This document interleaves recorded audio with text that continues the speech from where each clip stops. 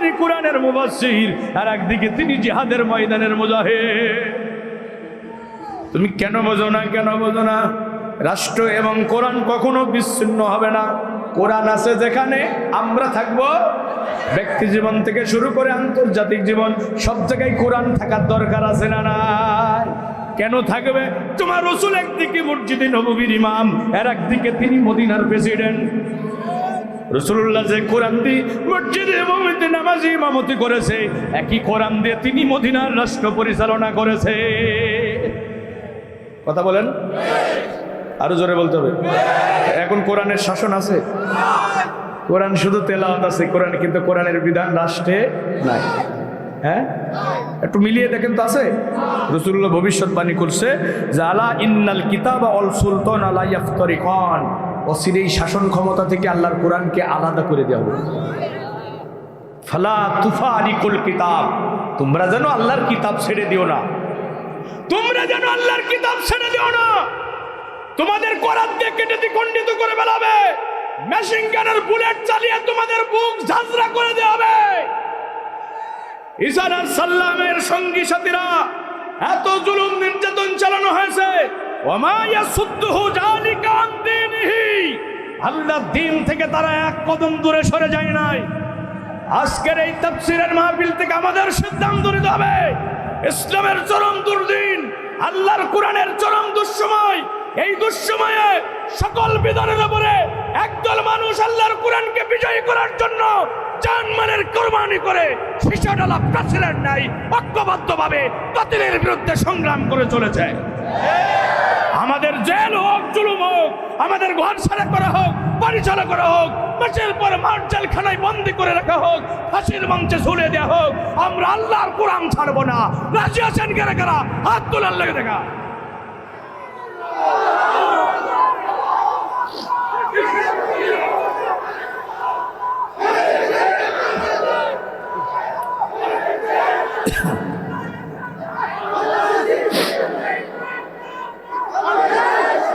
ভাই শোনেন, শোনেন শোনেন, এই কোরআনকে এমনি এমনি বিজয়ী হবে? এই কোরআনকে বিজয়ী করতে হলে কোরআনের আলেম লাগবে, কোরআনের প্রতিষ্ঠান লাগবে, একদল মুজাহিদ লাগবে, একদল আনসার লাগবে। ভালো করে বোঝেন, একদল মুজাহিদ লাগবে। মানে ওই যে দোয়া করে কি কোরআন বিজয়ী হয়ে যাবে? টুঙ্গির ইস্তেমা হলো না? হ্যাঁ, এটা নাকি দ্বিতীয় আরাফাতের ময়দান। আস্তাগফিরুল্লাহ, নাউজুবিল্লাহ। আরাফার ময়দানে যাওয়া হাজীদের জন্য ফরজ। হজ হলো আরাফার ময়দানে অবস্থান করা। কেউ যদি আরাফার ময়দানে অবস্থান করে তার হজ হয়ে যাবে।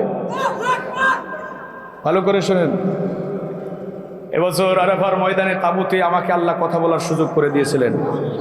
মিনার ময়দানে তাবুতে আমি কথা বলেছি। আমি হাজীদেরকে বলেছি, ও হাজী সাহেবরা, সাদা কাফনে নিজেকে জড়াইয়া পবিত্র ভূমির পবিত্র জায়গায় দাঁড়িয়ে দাঁড়িয়ে বলতেছো লাব্বাইক আল্লাহুম্মা লাব্বাইক, লাব্বাইক লা শারীকা লাকা লাব্বাইক, ইন্নাল হামদা ওয়ান নি'মাতা লাকা ওয়াল মুলক। হাজী সাহেব নিজেকে সাদা দুই টুকরা কাফনে জড়াইয়া বড় অসহায় অবস্থায় আল্লাহর কাছে এসে বলছো, আল্লাহ আমি তোমার ডাকে সাড়া দিয়েছি, আমি তোমার গোলাম হাজির, প্রশংসা তোমার, রাজত্ব তোমার, প্রশংসা তোমার, রাজত্ব আর কি, ইন্নাল হামদা ওয়ান নি'মাতা লাকা ওয়াল মুলক, প্রশংসা তোমার, নিয়ামত তোমার। মুলক মানে কি? রাষ্ট্র ক্ষমতা, রাজত্ব। রাজত্ব কার? আরে জোরে বলেন না কেন?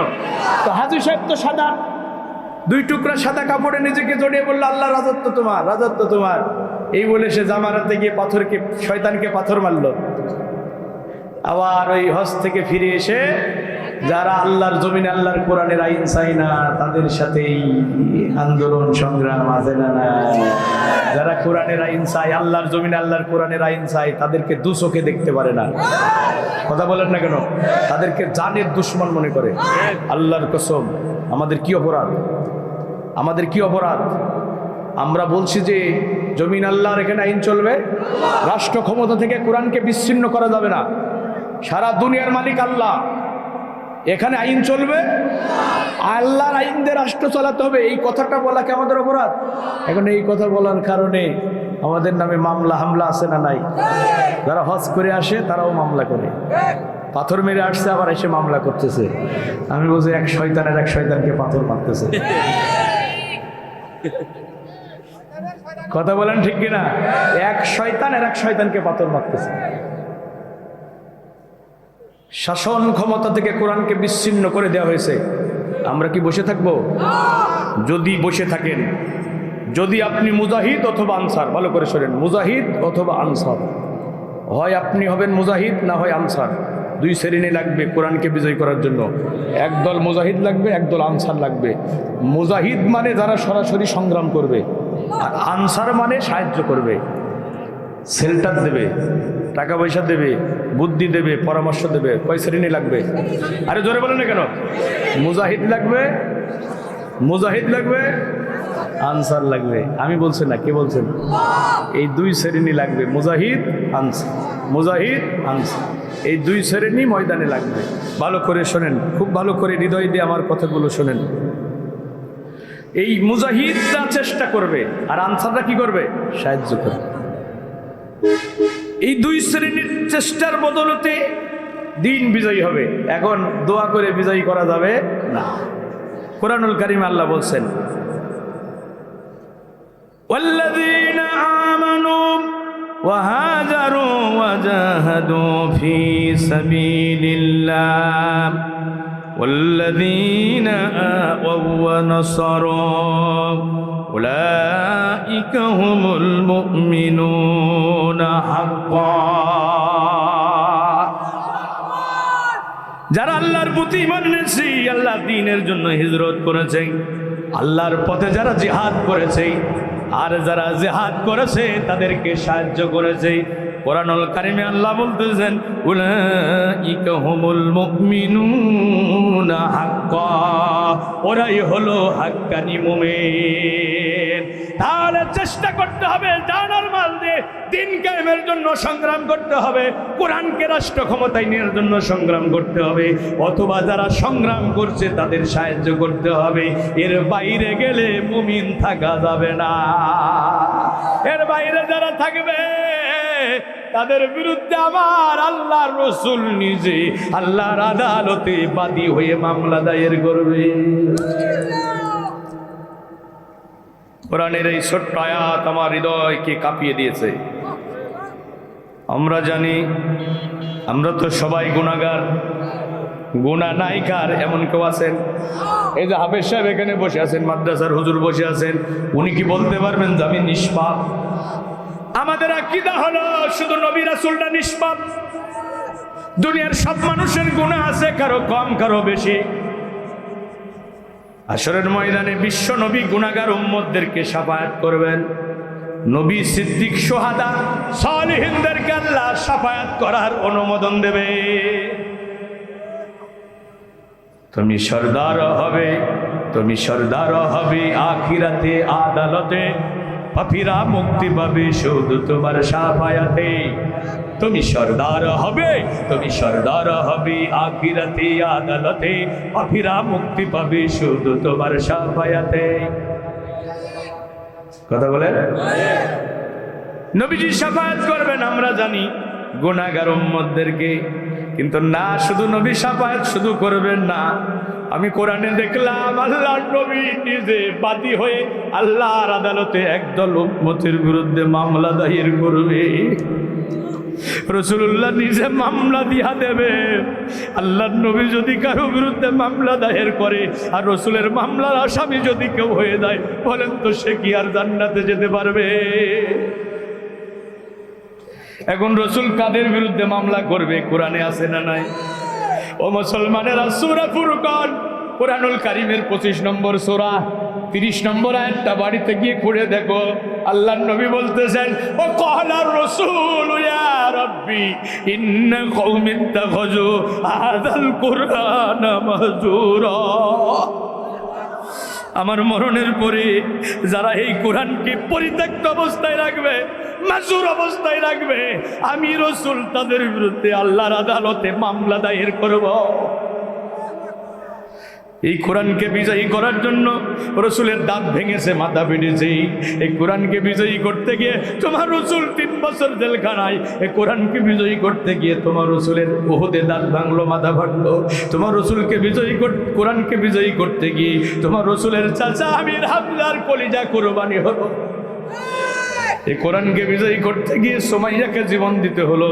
এই কোরআনকে বিজয়ী করতে গিয়ে তোমার রসুলের কত সাহাবী রক্ত ঝরলো। রসুলের রক্ত মাখা সাহাবীদের রক্ত মাখা কোরআন, রসুলের রক্ত মাখা দিন পৃথিবীতে পরাজিত অবস্থায় থাকবে। কোরআনের বাণী তোমার চোখের সামনে নীরবে নির্ভীতে গুমরে গুমরে কাঁদবে। ব্রিটেন আমেরিকার আহিন তোমার মাথার উপরে চাপাইয়া দেওয়া হবে, আর আল্লাহর কোরআনের বাণী পদদলিত থাকবে। তুমি মুসলমান, তোমার হৃদয়ে যদি কোরআন বিজয়ী করার তামান্না না থাকে, কোরআনের জন্য যদি তোমার হৃদয় না কাঁদে, আল্লাহর কসম তুমি রসুলের মামলা থেকে বাঁচতে পারবা না। কত ভালো করে বোঝেন ভাইরা আমার। রসুল মামলা করবেন, আপনারা কি রসুলের মামলার আসামি হতে চান? রসুল্লাহ কোরআনের জন্য রক্ত দিয়েছেন, এখন আমাদের কিসের ভয়? রসুলের রক্তের চেয়েও আমাদের রক্তের দাম বুঝি বেশি। রসুলের 1 ফোঁটা রক্ত, রসুলের শরীরের 1 ফোঁটা রক্ত একটা পাত্রে রাখা হবে। কর্তারপুরের মুসলমানেরা শোনো, সারা দুনিয়ার উম্মতের রক্ত একটা পাত্রে রাখা হবে। রসুলের 1 ফোঁটা রক্তের দাম বেশি হয়ে যাবে। কোরআনকে বিজয়ী করতে গিয়ে তোমার রসুলের রক্ত ধরেছে, তুমি কেন ভয় পাও? তুমি কেন বলো দিনকাল ভালো না? দিনকাল ভালো থাক আর খারাপ থাক এটা দেখার সময় নাই। আমাদের একটাই বক্তব্য, কোরআন বিজয়ী হবে না যতদিন আমরা থামবো না ততদিন। রাজি আছেন? ইনশা আমাদের মামলা হামলার ভয় দেখে লাভ নাই, আমাদের জেলখানার ভয় দেখে লাভ নাই। আমাদের দাবি সকল বিধানের উপরে কোরআনের বিধানকে দেখতে চাই, সকল আইনের উপরে আমরা আল্লাহর কোরআনের আইন দেখতে চাই। কারা কারা দেখতে চান হাত তুলে আল্লাহকে দেখে দেন। লিল্লাহি তাকবীর, লিল্লাহি তাকবীর। আল কোরআনের আলো, আল হাদিসের আলো। আমার নেতা, তোমার নেতা, সর্বকালের শ্রেষ্ঠ নেতা, দিন ইসলাম, দিন ইসলাম, দিন ইসলাম, দিন ইসলাম। শুধু স্লোগান দিয়ে কায়েম হবে? হে মুজাহিদ, হে মুজাহিদ, হে মুজাহিদ, হে মুজাহিদ। দুরন্ত দুর্বার গতি ভেঙে ঝঞ্ঝার ভেঙে দাও কুফুরির ভিড়।